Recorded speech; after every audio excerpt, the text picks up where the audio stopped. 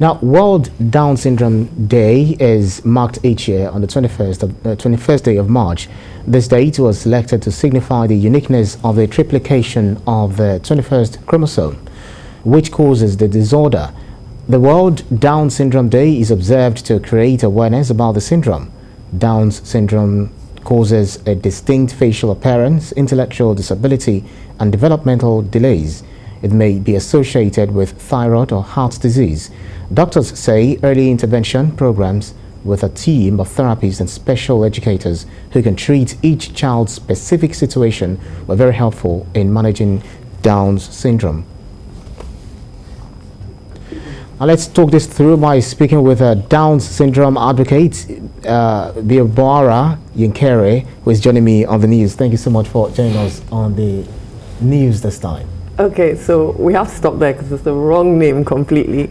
So my name is Toyin Falogi AKZ. It's not your fault. Oh, makes sense, makes sense. Thank you very kindly. Thank you for having me on this show. Yeah, so let's begin to talk about the theme for this year's Down Syndrome Day. What does inclusion mean for those who have Down syndrome? Well, inclusion can mean so many different things. We think of inclusion in education, right? And you talked about in your intro the early intervention. And inclusion during the early intervention years are key. Early intervention years from 0 to 6. Right. So that means not just children attending school, but attending school with neurotypical children. So they get that social interaction. So they can also improve by watching students that are neurotypical and do things faster than they do. Right. But inclusion just also means in life, right? So for me, I have a lot of issues with media and communications, right? Campaigns. We don't see anybody with disabilities, we don't see anybody with special needs, we don't see anybody with Down syndrome here. Brands are posting today wearing their different socks, but they're not including people with Down syndrome in their advertising. But you can promote today, but you're not actually doing anything in the inclusion conversation. So if you're talking about the inclusion, we talk about recently, oftentimes we say 35% affirmative action for the women folks, in political matters.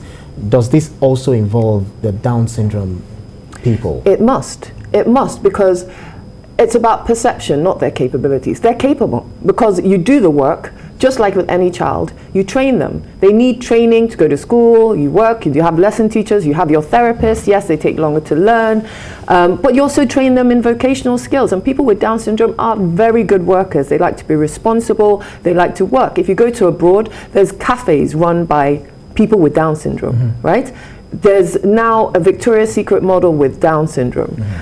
There's a whole agency dedicated to representing people with disabilities, including those with Down syndrome. But we don't really have that here. And I think part of the issue and difficulties in inclusion is that people still are prejudiced because they're not really aware.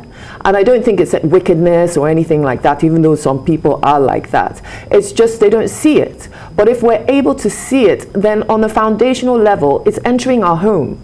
And we can understand that, okay, they're just like us. Yeah. They might. Everybody has their unique quirks. Yeah, very quickly. I saw that you're there with the book, which is. But I want you to answer this question in relation to this book, because a lot of people always see Down syndrome because of their physical features. They feel whether it does affect their intellectual development. Does it? It does. So it does affect their intellectual development. Let me use my daughter as an example. She's extremely intelligent. But she takes longer to learn things. So she's 6 years old. She's with her classmates in neurotypical school.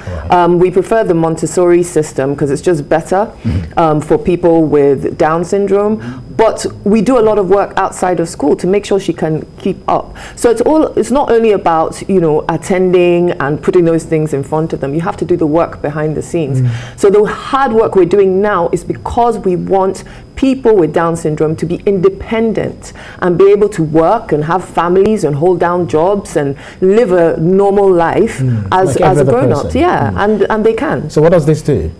So part of my journey is that these characters based Right. on my children.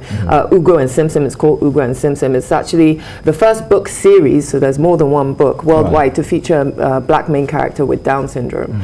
And it's just, Down syndrome is just a factor in our lives, but I specifically focused on children because they're the next generation, right? They're going to grow up. And so if we can implement now in their minds about empathy, about kindness, about acceptance, compassion, and kindness goes a long way, then they will do better than we have going forward. Well, I believe that in this current time that we continue to talk about Down syndrome, you know, people who have Down syndrome here on, you know, we talk about it year in, year out. Yes. That will bring it to the consciousness of people to relate with them properly.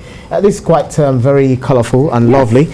So we say thank you so much for coming on the news. Down syndrome's advocate. Thank you. Tonye Falogi Ekeze. Thank you. Thank you for having me. Apologies for the other time.